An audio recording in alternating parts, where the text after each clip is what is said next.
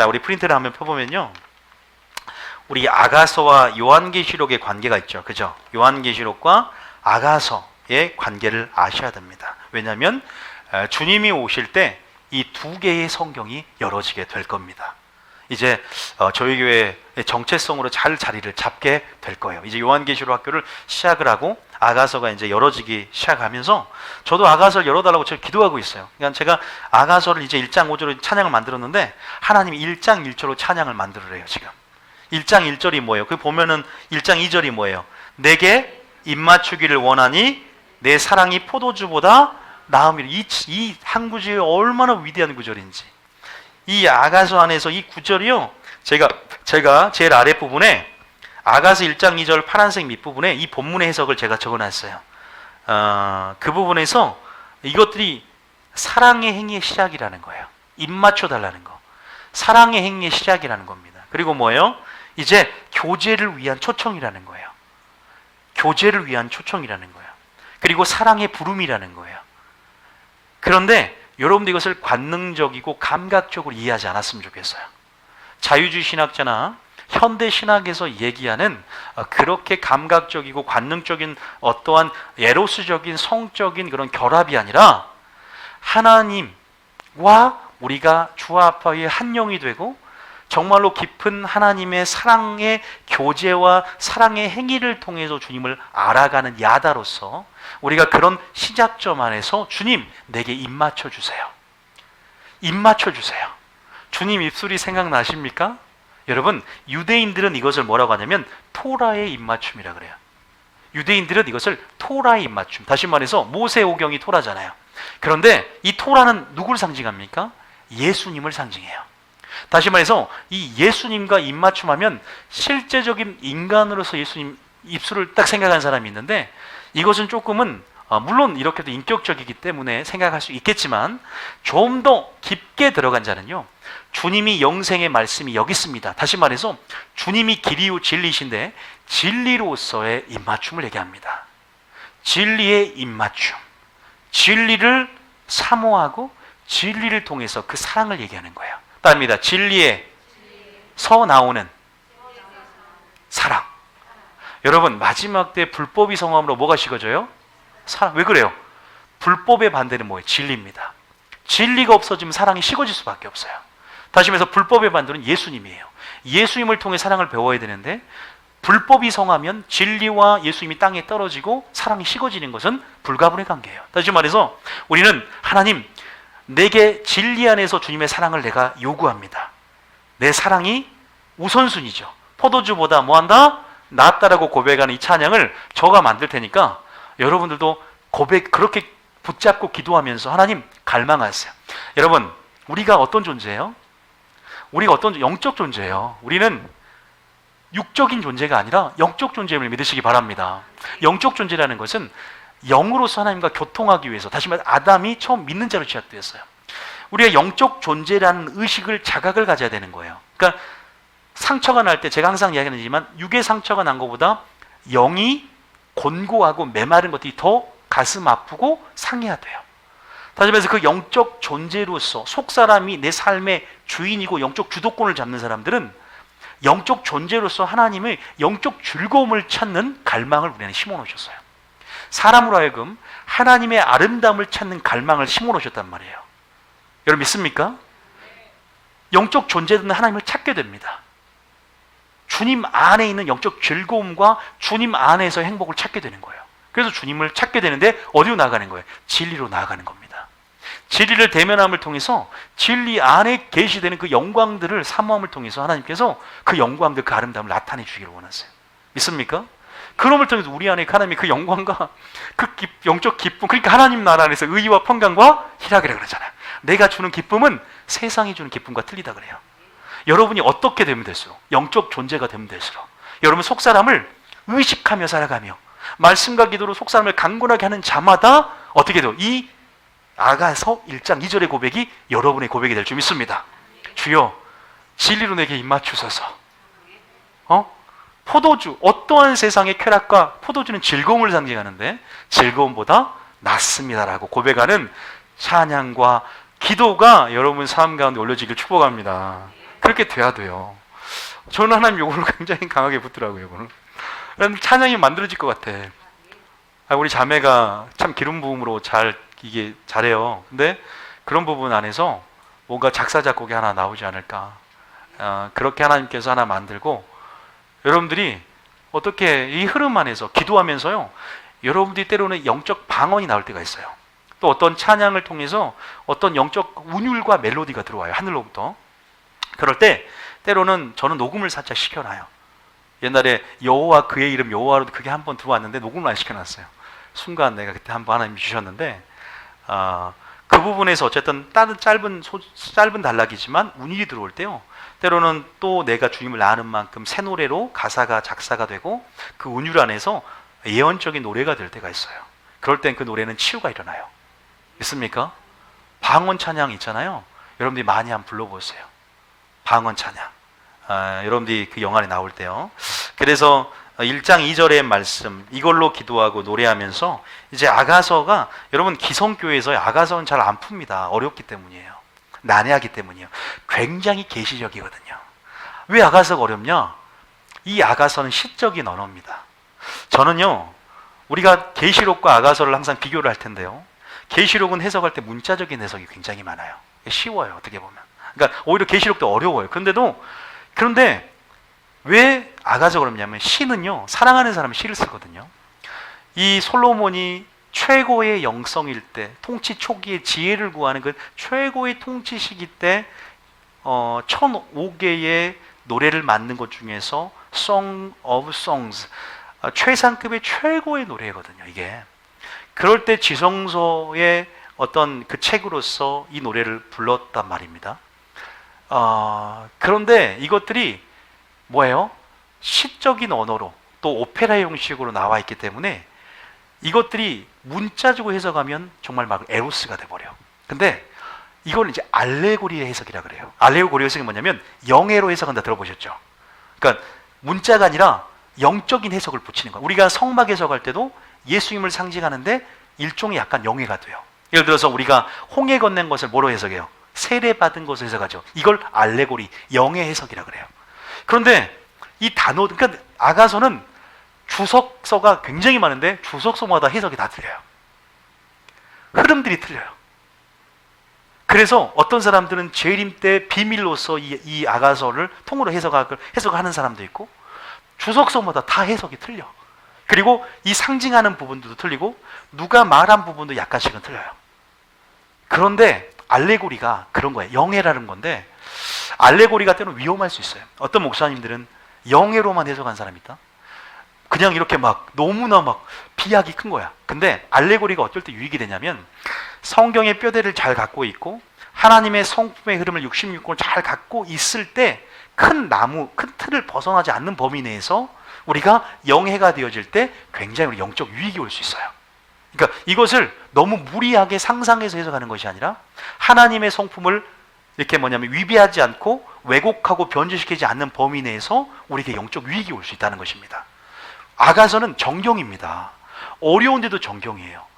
어쨌든 최고로 유월절과 무교절날 또 안식일날 낭독했고 불렀던 그런 최고의 노래이기 때문에 우리도 또 여기 안에 감춰진 하나님의 감춰진 만나를 생각하며, 또 이 안에서 우리에게 요구하신 하나님의 음성과 하나님의 사랑과 하나님의 마음과 하나님의 어떠한 그 성령의 계시 가운데 그 마음들을 확인해 보는 시간이 될 줄 믿습니다.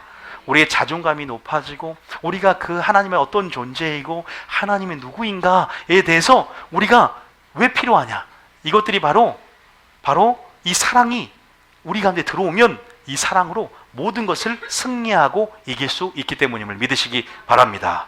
아셨죠? 자, 먼저 그 아가서와 요한계시록의 관계를 얘기했는데요. 자, 한번 써볼게요. 제가 럽을 썼는데 이 프린트는 잘 갖고 계십시오. 자, 아가서와 뭐죠? 요한계시록이에요.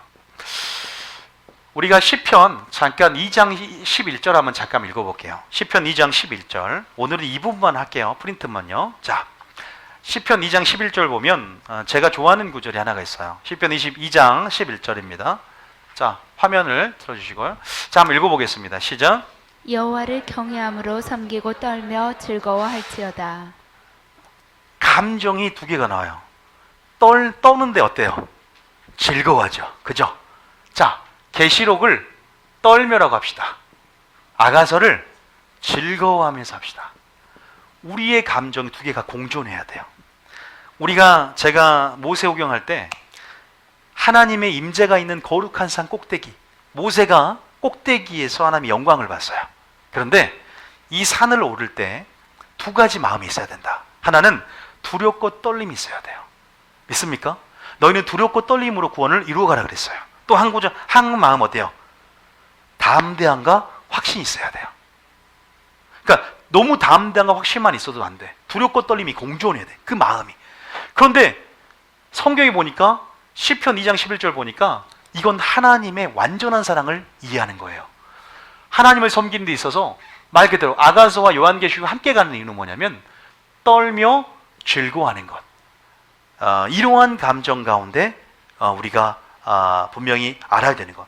좀 말하면 요한계시록 하나님의 위엄이라면 아가서는 하나님의 사랑이라는 것.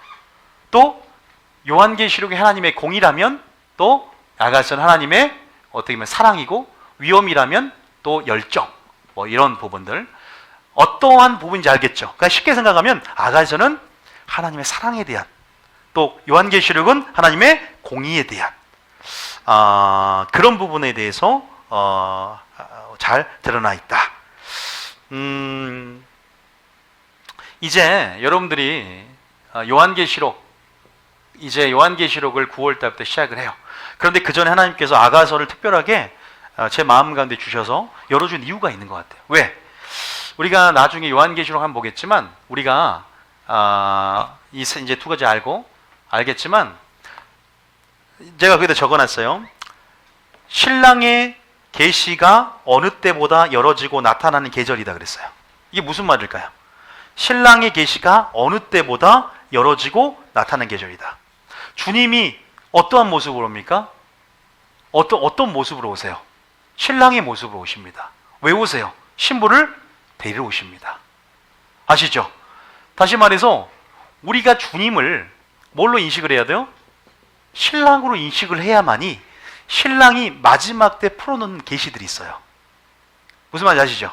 신랑이 마지막 때 이제 신랑의 언어, 신랑 안에 있는 마음들을 감춰놔요.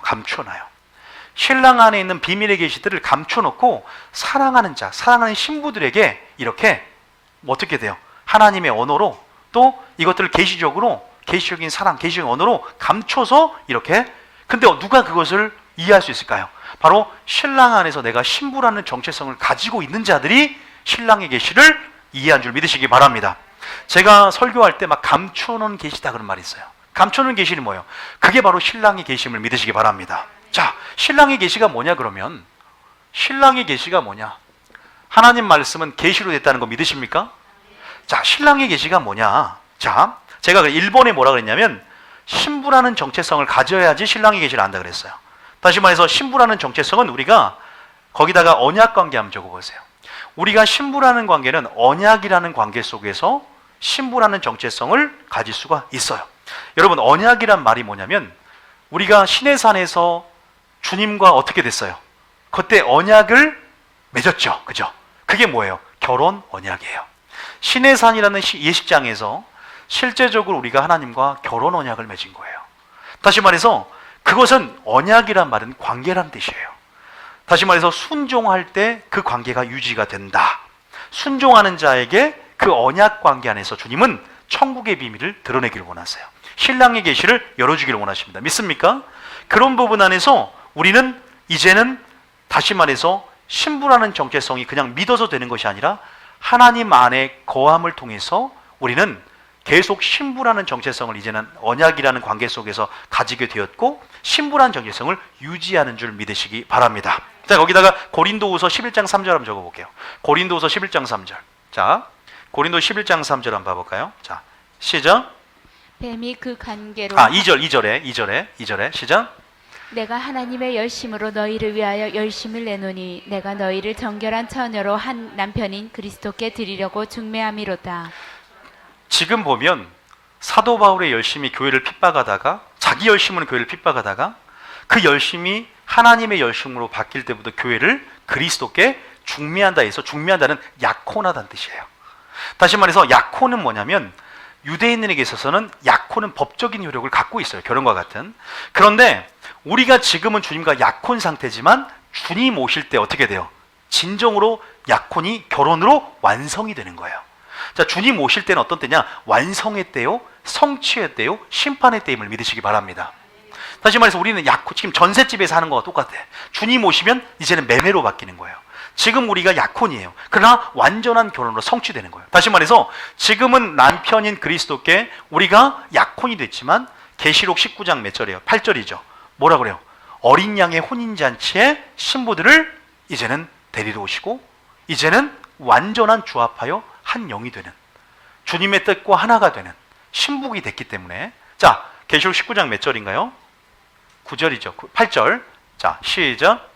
그에게 빛나고 깨끗한 세마포 옷을 입도록 하셨으니 이 세마포 옷은 성도들의 옳은 행실이로다. 그렇죠. 하더라. 우리는 옷을 준비하면서 그 다음 절에 천사가 내게 말하기를 기록하라. 어린 양의 혼인 잔치에 청함을 받은 자들은 복이 있도다. 어린 양의 혼인 잔치에 우리는 이것을 기다리고 기대하면서 신부의 영성으로 준비되어야 될 줄 믿습니다.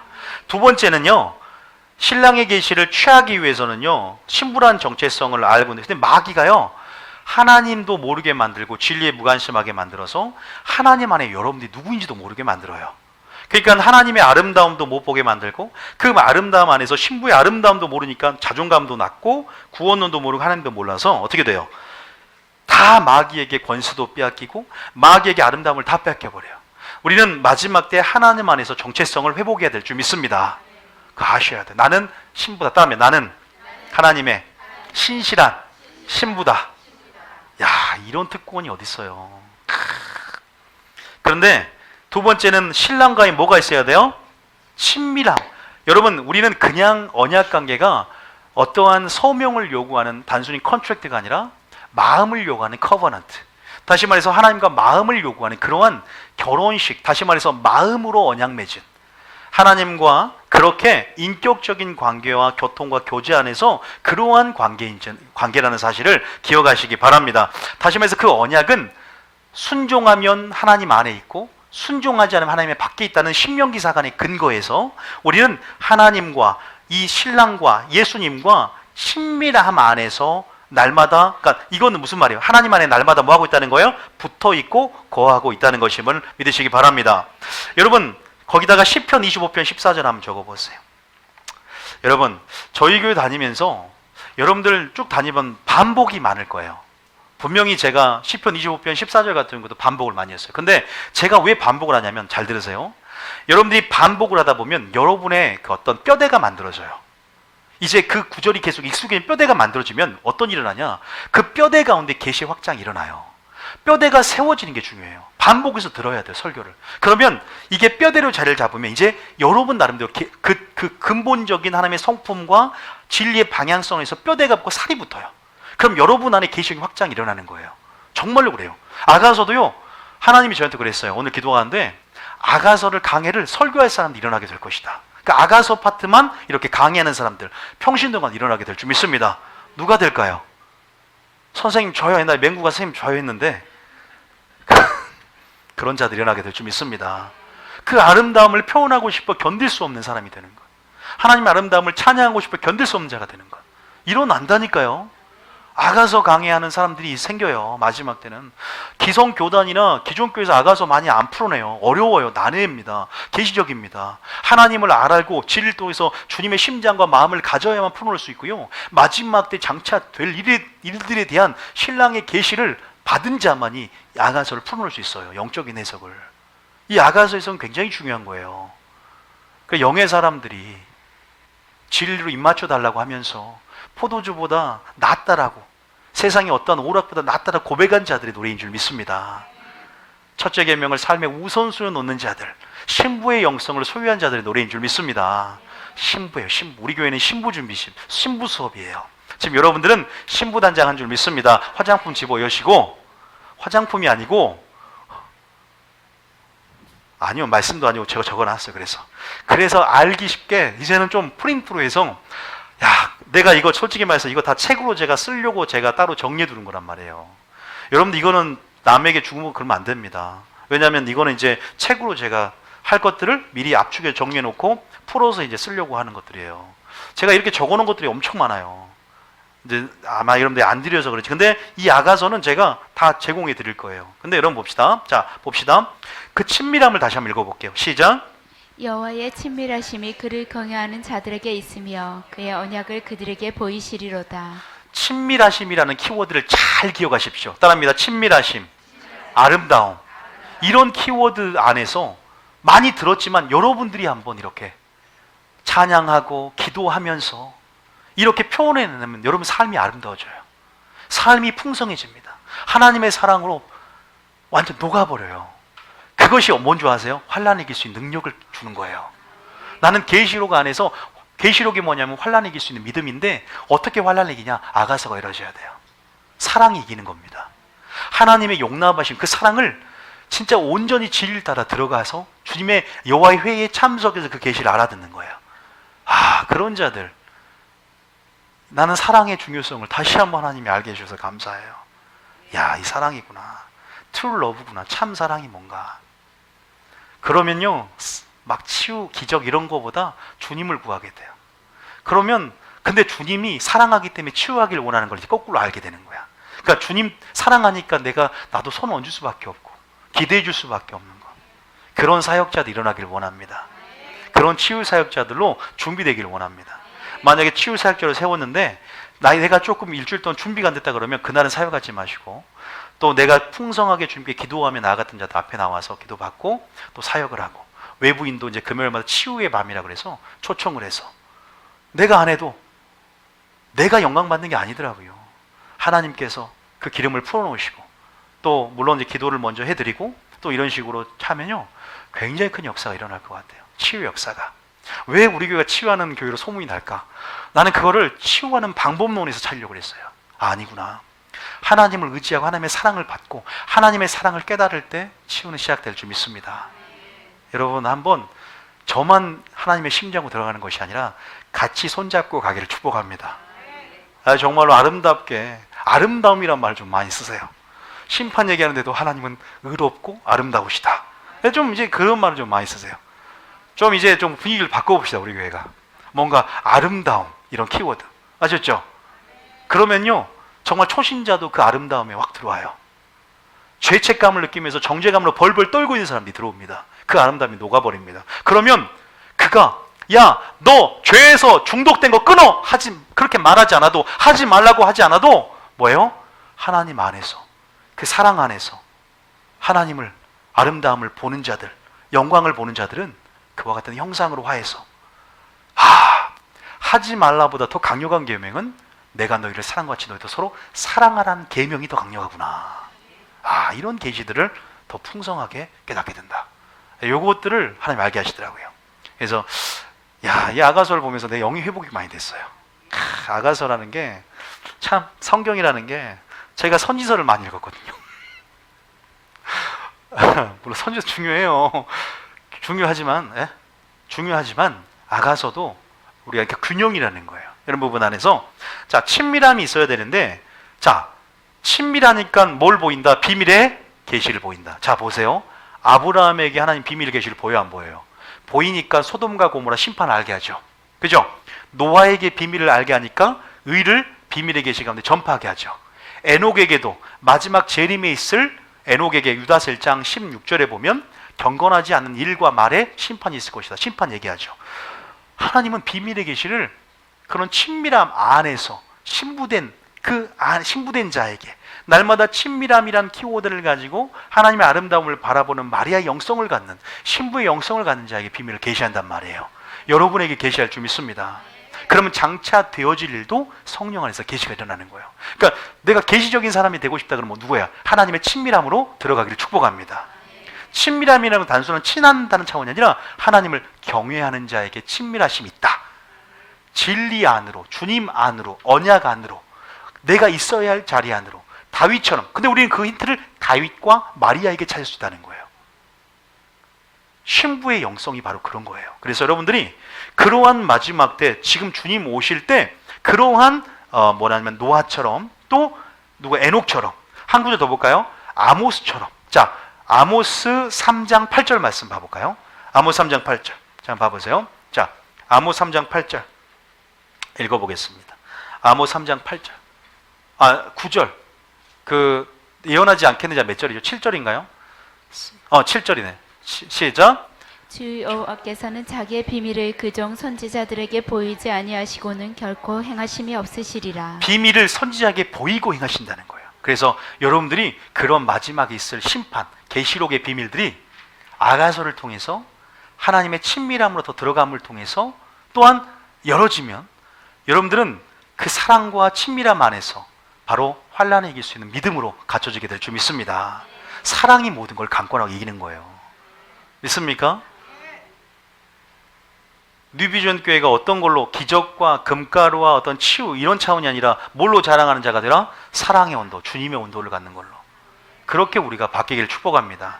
그래서 하나님이 아까 예언적인 소포 가운데 너희 가운데 시기와 미움과 다툼과 분쟁과 험담과 수근수근함과 이러한 육체의 일들, 이런 하나님 나라를 유업을 받을 수 없는 일들이 단순히 내가 무엇을 끊으려는 차원이 아니라 하나님의 아름다움과 그분의 성품이 우리 안에 확 들어올 때, 주님이 어떠한 사랑으로 우리를 사랑했는지 빚진 자의 심령이 되고, 주님이 어떠한 심령으로 우리를 사랑했는지, 그렇게 이제는 우리가 어떤 것을 보면서 상하고 통하는 심령으로 바꿔짐을 통해서 주님의 영광으로 화해지는 그러한 일들이 일어나기를 축복합니다. 그러니까 여러분들이 그 대신에 진리를 들으러 와야 되는 거예요.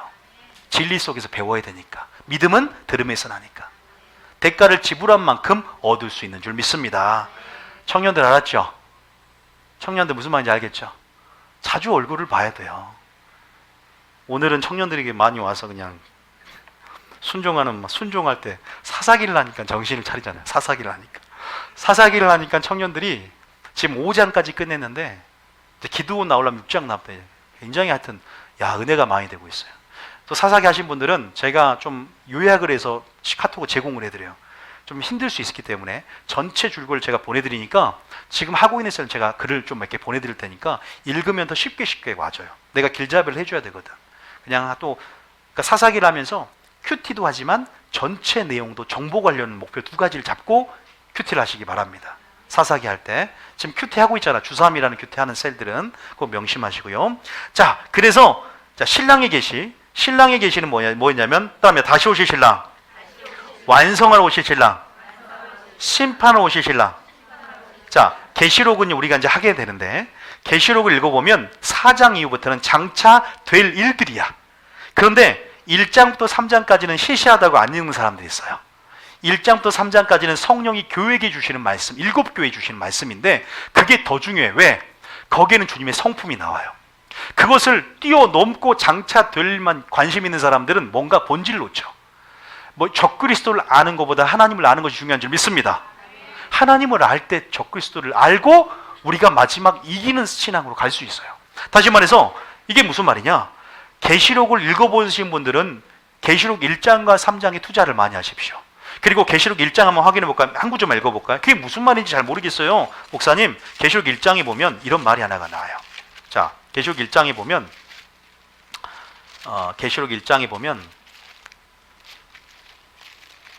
앞으로는 제가 하여튼 자, 계시록 1장에 보면 자,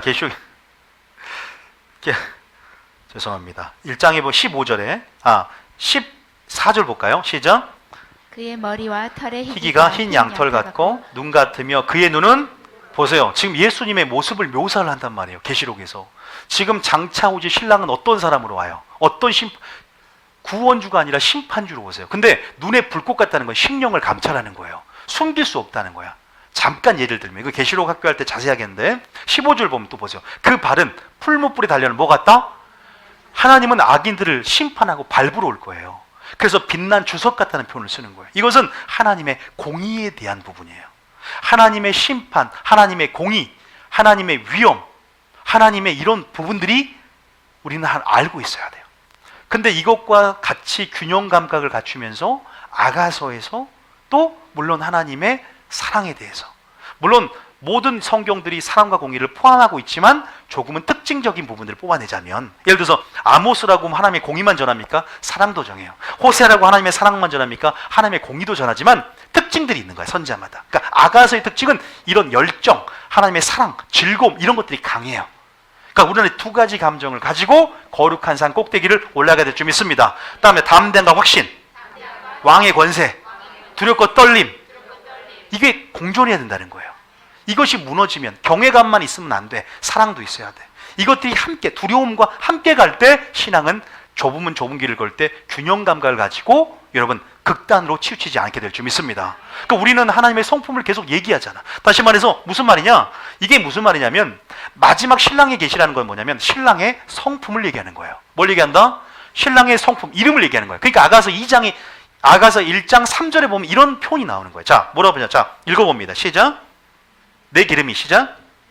내 기름이 향기로워 아름답고 내 이름이, 보세요, 예수님의 이름이 쏟은 향기름 같으므로 처녀들이 너를, 그 이름이 예수를 아는 냄새와 지식 안에서 이름이 계시가 열어지면 여호와는 지식, 여호와만을 구하게 되고 예수님을 아는 지식만 구해야 되고 예수님의 이름, 하나님의 이름, 그 아는 것들, 비밀 계시의 이름 안에서 이름의 능력을 맛보고 이것이 얼마나 위대하고 영광스러운지 모든 교회들이 사랑하게 되는 역사들이 일어나게 된다는 겁니다. 이걸로 뭐예요? 찬양이 만들어질 수 있겠죠. 새로운 찬양들이 만들 수 있겠죠. 아, 나는 작곡을 못하는데요. 시를 쓰는 사람 시를 쓰게 되고, 설교하는 사람 설교하게 될 것이고, 작곡하는 사람 작곡하게 될 것이고, 작사하는 사람 작사하게 될 것입니다. 이것도 붙잡고 기도하는 거예요. 이런 식으로 말씀을 살아내는 거예요, 이제. 그런 식으로 우리 교회가 좀 나가야 되지 않을까.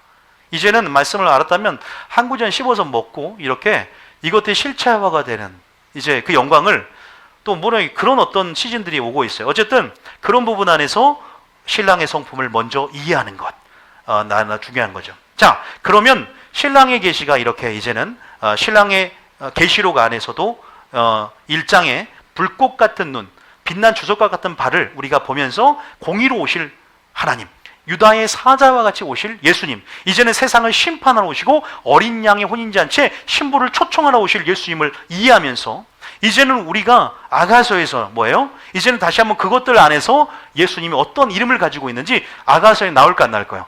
예수님의 성품이 나와요. 예수님의 이름이 나옵니다. 그것을 여러분들이 발견해야 돼요. 많이 나와 있어요. 실제 우리 솔로몬이 어떠한 모습인지를 모습을 요약한 게 있는데 그 안에 영적 의미를 또 찾아내는 거예요. 이제 하나하나 그것들을 열어갈 겁니다. 이게 한 달이 걸릴지 어떻게 될지 몰라요. 그러나 여러분들이 이제 하여튼 딱 아가서와 요한계시록, 이거 두 가지를, 요한계시록이 마지막 때 어떤 특정 집단만 열어내는 게 아니라 성경 핵심 요한계시록, 예수님의 사고보험서는 요한계시록을 중심으로 올라가고 있어요. 요한계시록이 이제 열어질 때가 왔고 요한계시록을 보면 돼요. 그러니까 무슨 말인지는 요한계시록 이제를 하게 되면 여러분이 알게 될 것이고, 우리 교회 정체성들이 더 이제 확실하게 이 아가서와 요한계시록 기둥 안에 아마 세워지지 않을까 생각이 듭니다. 자, 제가 어차피 신랑도 이제 다시 오실 계시 가운데 계시를 열고 있고, 우리는 신랑의 위치 안에서 우리는 신부란 걸 알았어. 그럼 우리가 어떻게 준비해야 돼요? 신부의 영성으로 준비가 돼야 돼요. 근데 아가서를 통해서 저는 그 사랑의 흐름 안에서, 아버지 마음 안에서 여러분들이 신부의 영성으로 준비되게 될 줄 믿습니다. 근데 신부의 영성을 정리를 했는데요, 신부의 영성은 갑자기 만들어진 것일까요? 아니요. 신부가 갑자기 만들어진 게 아니에요. 거기는 적어놓지 않았는데요, 고린도후서 3장 18절 하나 적어놓어 보세요. 고린도후서 3장 18절. 자, 고린도후서 3장 18절. 두 번째 프린트는 다음에 나갑니다. 자, 한번 읽어보겠습니다. 시작. 우리가 다 수건을 벗은 얼굴로 거울을 보는 것 같이 주의 영광을 보매 그와 같은 형상으로 변화하여 영광에서 영광에 이르는 곧, 우리가 지금 아가서 1장과 2장과 3절을 읽었을 뿐인데 여기에서 뭔가 하나님이 뭔가 드러내고 싶은 어떤 하나님의 영광이 있는 것 같아요. 그죠? 우리가 갈망하니까 우리 갈망을 충족시키러 주길 원하신단 말이에요. 우리의 영적인 갈망들을 하나님은 의에 줄이고 목마른 자에게 배부르게 하기 원하시는 부분이세요. 여러분들 찾고 구하면 하나님이 여호와 경외하기를 알게 하고 깨닫게 하시는 분이세요. 그게 나와 있어요, 성경에. 찾으라 그러면 찾아낼 것이라고 그랬어요. 영적인 부분도 우리 해소를 시켜주는 분이세요. 다시 말해서 우리가 주의 영광을 볼 때요, 주의 영광을 본단 말이에요. 그럴 때 방법은 주님의 형상, 그 아름다움으로 변화될 줄 믿으시기 바랍니다. 믿습니까? 그래서 신부 영성은요, 계속 주의 영광을 사모해야 돼요. 그리고 주의 영광을 진리 안에서 내게 입맞춰 달라고, 진리로 내게 입맞춰 달라고, 다시 말해서 사랑을 시작하자고. 입맞춤으로 사랑이 시작되잖아요. 그 입맞춤으로 사랑을 시작하고 교제로 부르는 거예요. 초청하는 거예요. 주님, 내게 입맞춰 주십시오. 포도주보다 나은 그 사랑, 그 사랑이 내게, 아버지, 그 사랑이 필요합니다. 강한 열망과 주님의 사랑, 그 맛을 본 자는 또 그 맛을 찾게 될 줄 믿습니다. 저는 여러분이 하나님을 추구하는 자가 되길 원합니다. 저는 신부의 영성이라는 것, 정의를 함을 통해서 내가 그냥 말로만 주님을 기다리는 신부라고 하지 말고 진짜 신부 영성이 뭔가에 대해서 정의할 수 있는 여러분 되기를 축복합니다. 자, 그런 의미에서 보면 첫 번째가 뭐냐면 목표와 가장 높고 가장 수준 높은 차원의 관계의 최고 영성이다 적어놨어요. 엄청난 거예요, 이건요. 저는 내가 너무나 말을 함부로 했구나. 신부의 영성이라고 그냥 막연히 말했는데 다시 한번 깨달았어요. 이것이 굉장히 차원 높은 부르심 가운데 하나라는 걸 알았어요. 그리고 우리 교회가 지향하고 목표가 되어야 할 영성들이에요. 왜? 신부를 데리러 오신대요. 그냥 어린 양의 혼인잔치에 데리러 오고 흰 세마포만 입는 이런 차원이 아니라 조금 더 다각적으로 성경의 말씀에 나온 부분들을 조금 정리해 봤는데, 그래서 저는 깨달은 게 뭐냐면 이게 마리아 영성이구나. 왜? 마리아 영성은 관계 영성이에요. 마르다는 일 중심이야. 근데 마리아는 관계 속에서, 그래서 마리아 했구나. 이걸 연결시켜 보니까 마리아 영성이 신부의 영성인 걸 또 깨달은 거야. 이게 그러니까 참 정리를 하면서, 야, 이 마리아의 영성이 바로 신부의 영성이구나. 우리가 마리아 많이 했잖아요. 이것이 얼마나 신부의 영성으로 시작되는 중요한 부분인가. 우리는 하나님과의 관계 속에 그 깊은 관계를 추구해야 될 줄 믿습니다. 여러분, 이것이 선행되지 않고 일중심, 그러면 교회의 비본질만 보게 되는 거예요. 뭐만 보게 된다? 교회의 비본질만 보게 되는 거예요. 사도 바울도, 야, 너희가 하나님 나라가 먹고 마시는 것이 아니거늘 하나님 나라는 의와 평강과 희락이 있다고 하는 거야. 왜 먹고 마시는 것에 주목하며 하나님 나라를 무너뜨리려고 하느냐? 하나님 나라가 먼저 중요한 것은 의와 평강과 희락이 있어야 된다는 거예요. 하나님의 통치하심을 말합니다. 믿습니까? 그런 부분 안에서 첫 번째, 목표와 목적, 초점, 우선순위, 동기가 누가 되는 거예요? 예수님이 되시길 바랍니다. 그것이 여러분 되셨습니까? 꼭 그것이 되길 축복합니다. 세 번째, 단순히, 거기다가 두 번째다가 빌립보서 3장 8절 적어보세요. 빌립보서 3장 8절. 한 구절 읽어볼까요? 빌립보서 3장 8절 한번 읽어보겠습니다. 자, 빌립보서 3장 8절에 한번 읽어볼게요. 시작. 또한 모든 것을 해로 여김은 내 주 그리스도 예수를 아는 지식이 가장 고상하기 때문이라. 그냥 고상한 것이 아니라 뭐다? 가장 고상하다. 예수를 아는 지식. 야, 그 우선순위가 확정이 된 걸, 제가 우선순위 사역을 하잖아요. 아가서 아까 1장 2절에 입맞추기를 원하니 포도주가 낫다는 걸 우선순위를 확정하는 거예요. 삶의 첫째 계명이 내 삶의 우선순위가 되는 거예요. 여러분 신부 영성입니까? 확인해 볼 수 있겠죠. 여러분 신부 영성입니까? 여러분들이 이것을 통해서 목표를 갈 수 있겠죠. 야, 이렇게 살아야 되는구나. 계시록이 열어질 때 마지막 때 이렇게 살아야 되는구나. 주님이 음성을 듣는다면 그렇게 여러분 삶의 목표를 바꿔야 돼요. 나 신부가 되길 원합니다. 주님 입맞춰 달라는 그 갈망이 있어요. 그 영적 존재로서의 갈망. 속 사람을 의식하며 살아가는 사람들은 이 갈망이 있다니까. 그것이 속 사람이 살아있다는 증거예요. 자, 다시 말해서 그리스도를 예수하는 지식이 가장 고상하기 때문에 다 포기하는 거예요. 잃어버리는 거예요. 나의 지식, 나의 모든 지식, 경험, 논리, 철학, 이게 뭐가 된다고요? 배설물이 되는 거예요. 믿습니까? 똥이 된다. 쉽게 말해서 어려운 말로 배설물이고 쉬운 말로 똥이 된다. 똥. 예? 가치가 없는 무엇이 되는 거예요. 오히려 방해할 뿐이야. 다시 말해서 내가 가지고 있는 세상 지혜가 뭘 가로막아요? 하나님의 지혜를 가로막는 걸 알게 되는 거예요. 그래서 너희가 사사로운 지혜를 버릴지어다 라고 말을 합니다. 어린아이에게 이것을 나타내심을 감사합니다. 슬기롭고 지혜 있는 자에게 이것을 감추고 어린아이에게 나타내심을 감사합니다. 천국의 비밀을. 그러니까 여러분들이 모든 것이 예수님이 되고 온전하게 시선을 고정하면서 준비하는 거예요. 그러니까 또한 주님만 보이는 거예요. 은사도 아니에요. 직분도 아니에요. 교회 안에서 여러분 뭐 때문에 여기 왔어요? 주님 때문에 왔어요. 뭐 때문에 왔다고요? 온전히 주님만으로 온 거예요. 말씀 안에 주님의 사랑을 배우고자, 마리아가 되고자 오신 거란 말이에요. 하나님은 그것을 보기 원하십니다. 기억하십시오. 우리의 심령이 그렇게 될 때 무엇이든 사역이 시작되는 것이고, 그 이후부터 이제 정말로 부르심이 더 열어진다고 저는 확신하고 있는데요. 3번에 보면 단순히 이 신부 영성은요, 신부 영성이기 때문에 주님을 바라보고 순종하지만 넘어서서 무엇을 해야 하는 자야? 하나님의 마음으로 들어가야 돼요. 그게 신부입니다. 여러분, 신랑과 결혼했을 때 그냥 계약 조건에 따라서, 이번에 어떤 차트를 보니까 이혼하면, 나랑 잠자리를 다른 여자 잠자리하면 나에게 2억을 주고, 만약에 이혼하면 재산 90%를 주고, 계약을 써서 결혼한 사람이 있더라고요. 어떤 자 중에, 연예인 중에서. 여러분, 우리는 그런 계약 관계가 아니라 뭐예요? 실제적인 주합하여 한 영인지라. 다시 말해서 부모를 떠나서 그리스도와 교회가 뭐가 된다? 하나가 되는 비밀을 하나님 말씀하셨잖아요. 크고 경건의 비밀들, 그 하나 되는 비밀들, 부부의 하나됨. 다시 말해서 예수님과 교회, 신부의 하나됨을 말해요. 그래서 무슨 말이냐? 여러분들, 다시 말해서 이것이 정말로 진리를 따라서 하나님의 마음과 감정을 헤아리는 것, 이게 누구였어요? 다윗의 영성인 줄 믿으시기 바랍니다.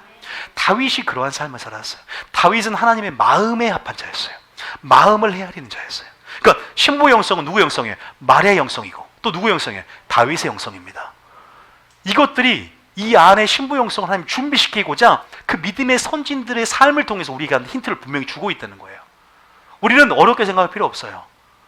지금 마지막 하나님은 이 교회 가운데 신부들을 불러 모으셔서 그 영성, 마리아의 영성, 다윗의 영성을 준비시키는데, 그럼 다윗을 잠깐 보면 시편 119편을 읽으면 다윗의 영성이 나옵니다.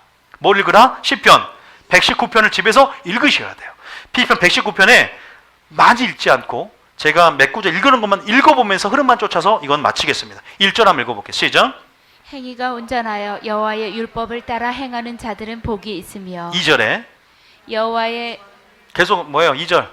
자, 올려주세요. 2절 시작. 여호와의 증거들을 지키고 전심으로 여호와를 구하는 자는 복이 있도다. 이 주의 말씀을 얼마나 사모하고 진리 속에 아름다움과 사랑을 사모했는지, 마치 아가서를 마치 솔로몬이 썼지만 다윗이 쓴 것처럼 그렇게 그 영성이 아버지도 묻어나 있어요. 자, 몇 절이냐? 14절. 자, 다는 읽지 않고 제가 몇 구절 보면서 참고한 부분을 찾아봤는데, 14절 시작. 내가 모든 재물을 즐거워함 같이 주의 증거들의 도를 즐거워하였나이다. 마치 사랑한 애인처럼 말씀을 다루고 있어요. 입 맞춰달라는 그 사랑 안에 행위처럼 얘기를 해요. 즐거워한다. 얼마나 이게 즐거워요, 여러분? 계명이 막 즐겁고 애인 같아. 막 보니까 20절 봐보세요. 또 봐보세요. 그런 절만 제가 찾아보고 20절 시작. 주의 규례들을 항상 사모함으로 내 마음이 상하나이다. 사모한단 말이에요. 24절이에요. 24절. 자, 시작. 주의 증거들은 나의 즐거움이요 나의 충고자이니. 나의 즐거움이다. 49절. 47절. 47절에. 47절. 내가 사랑하는 자는 주의 계명들을 스스로 즐거워하며. 내가 사랑하는 주의 계명들을 스스로 즐거워한다. 49절.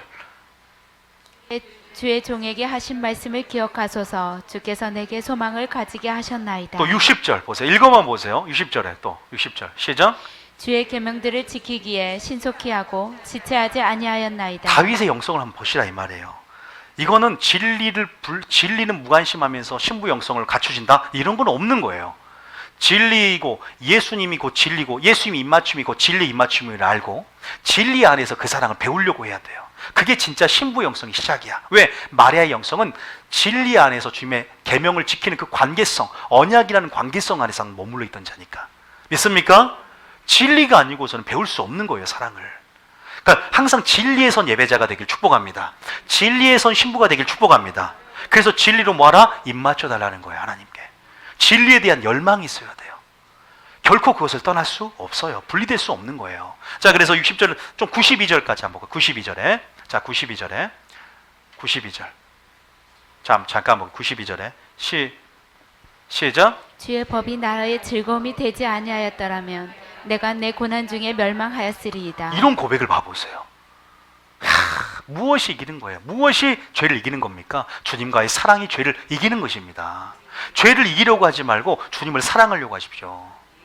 이렇게 생각해야 돼요. 육체의 소욕을 너무 크게 보지 말고 성령의 소욕을 쫓으시길 축복합니다. 지금 103절, 105절, 103절까지 103절 너무나 많은 구절들이, 그러니까 집에서 반드시 119편은 제일 긴 절이야. 근데 읽어봐야 돼요. 자, 103절 시작. 주의 말씀의 맛이 내게 어찌 그리 단지요 내 입의 꿀보다 더 단이이다.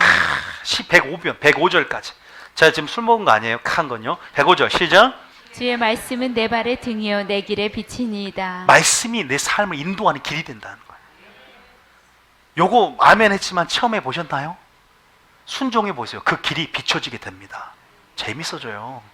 다윗이 깨달은 거 왜 우리가 못 깨달아요? 다윗이 하나님 마음에 합한 길을 열었다면 우리도 그렇게 될 수 있습니다.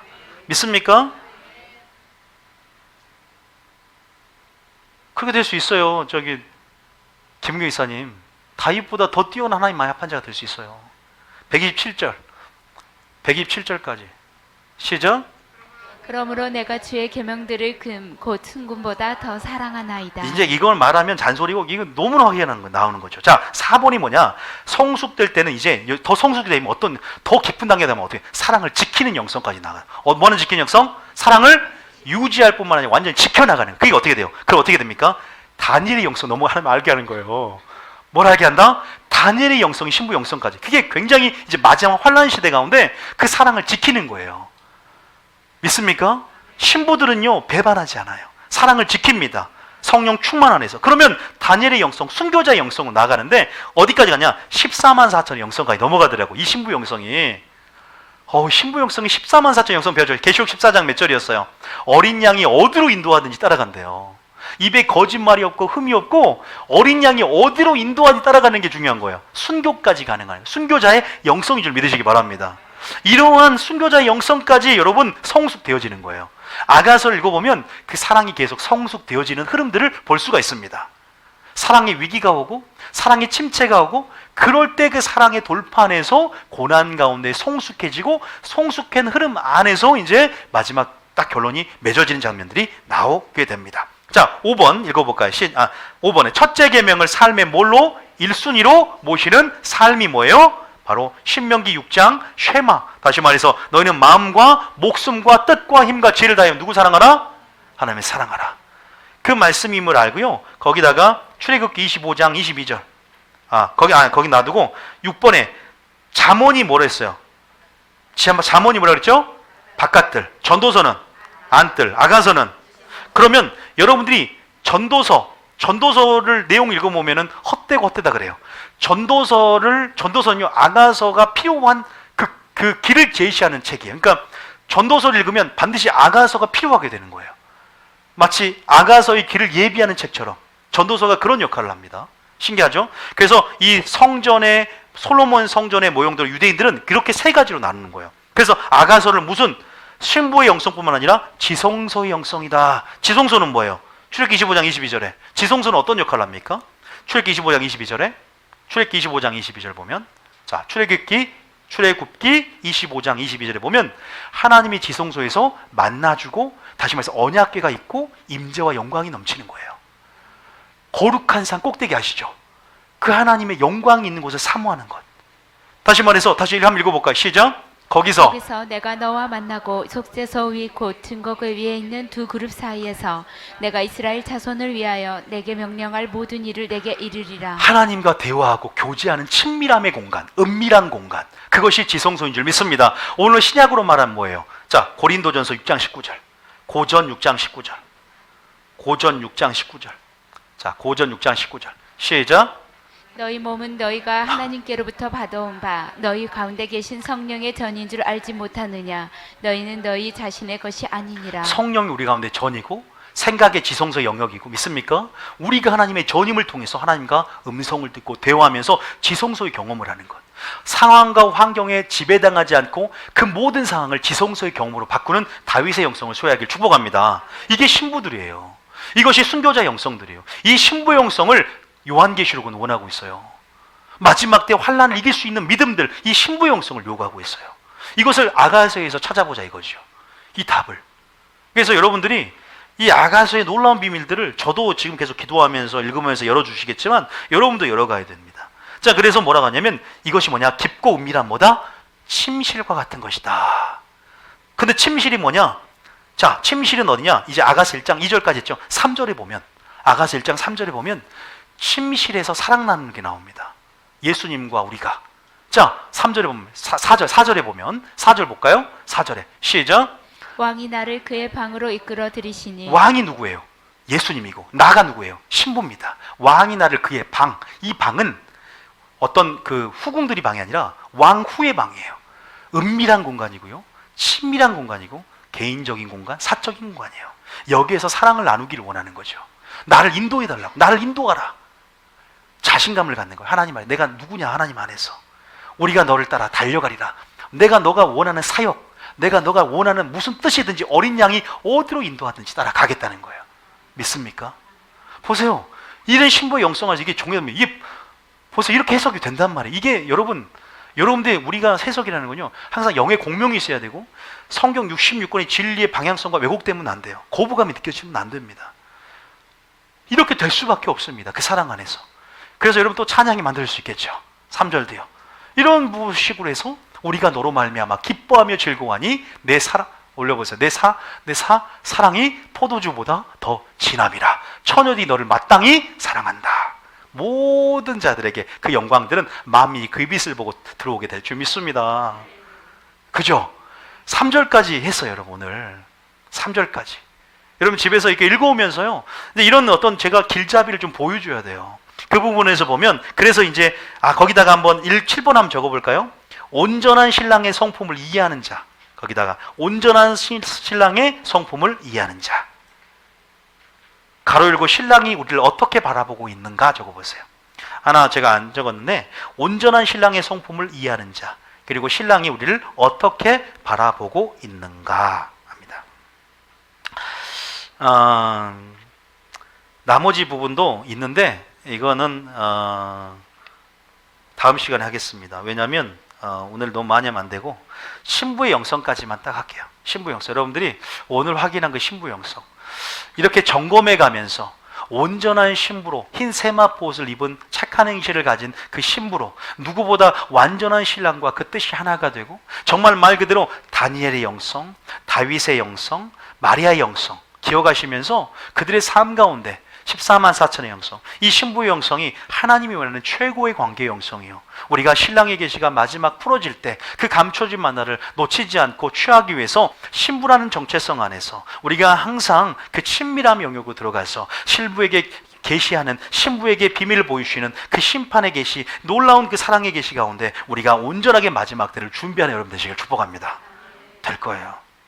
항상 키워드는 친밀함이에요. 하나님을 아는 것이 힘이 될 줄 믿습니다. 하나님을 즐거워하십시오. 하나님을 목적으로 하십시오.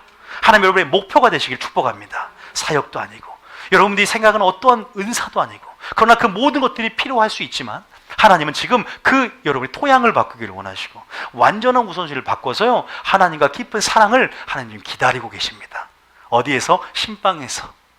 여러분 에로스 관능적으로 이런 걸 생각하지 마시라 그랬어요. 진리 안에서 내가 너와 합하여 한 영이다 그랬잖아요. 주 합하여 한 영이다. 내가 너로 더불어 먹고 너는 나로 마시라. 너 문을 열어라 그러잖아요. 이 모든 것들이 그 친밀함 안에, 야다라는 단어 가운데 하나 되길 원하는 하나님.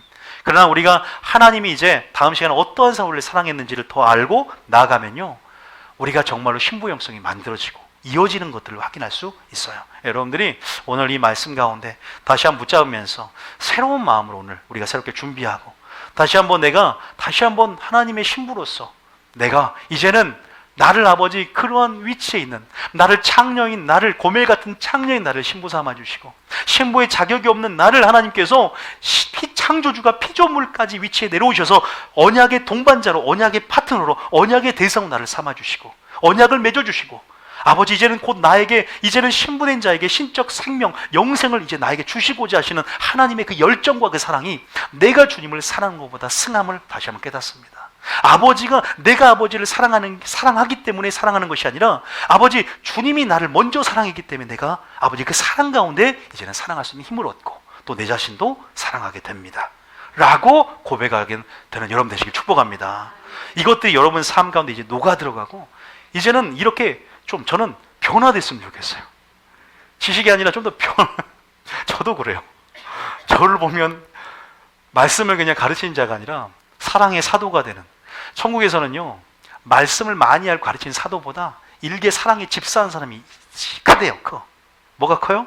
반열이 커요. 높고 해와 같은 영광으로 열매로 천국 간다면서 우리가 그렇게 삶을 살아내고 또 이렇게 아가서를 붙잡고 기도하고 또 이런 단어들을 붙잡고 기도하고 묵상하고 사색하고 여러분의 언어로 여러분의 노래로 여러분의 어떤 습관대로 잘 만들어가는 축복이 여러분 되시길 축복합니다.